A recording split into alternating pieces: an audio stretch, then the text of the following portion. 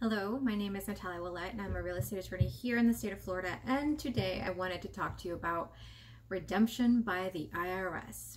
So many of you are aware that if you bid at foreclosure auctions, be it a mortgage foreclosure auction, a tax deed auction, etc., similar types of proceedings, the Internal Revenue Service has a 120-day right of redemption period in which they may redeem the property as a lien holder with a special status, and you no longer are going to be the property owner if they exercise their right of redemption.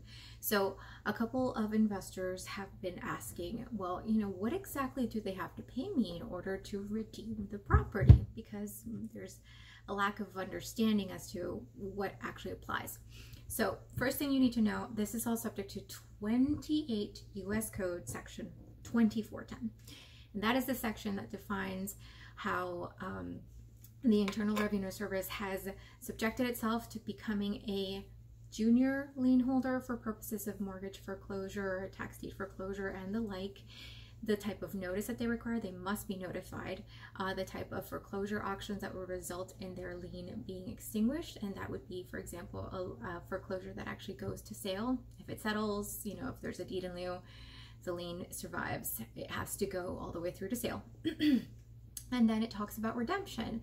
So redemption involves the following payments. The IRS has to pay you what you paid at the foreclosure sale. They have to pay you interest at the rate of 6% per year during that time of redemption, during the period in which they've waited for the redemption, whether they started redemption at day 3 or day 119. So that will account for that 6% interest. If you paid senior lien holders, so another mortgage of record, etc., off during this time period, then you may be able to get reimbursement for that. And I say you may be able to because there is a notice provision, a notice requirement.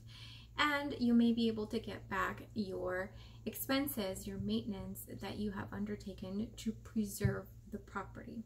So when I say maintenance to preserve the property, I do not mean utilities, I do not mean cosmetic repairs, I do not mean cleaning, I don't mean current year's property taxes. Maintenance and payments that preserve the property are outstanding property taxes, which were already due and had therefore a superior lien position to the IRS lien.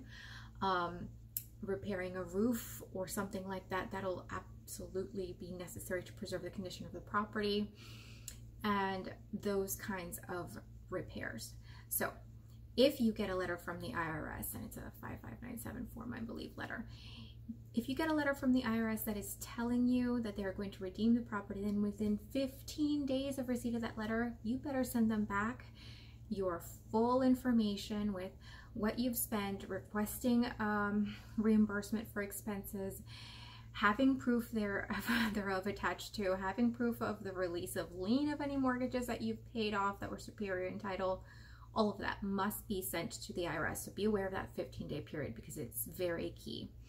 Hopefully, investors, this has assisted you in making a determination as to, or having a better understanding as to how the IRS redeems these properties and what they're willing to reimburse you on if you do tender payment in advance in satisfaction of other liens or make any repairs to the properties during the 120-day period. Good luck out there, investors.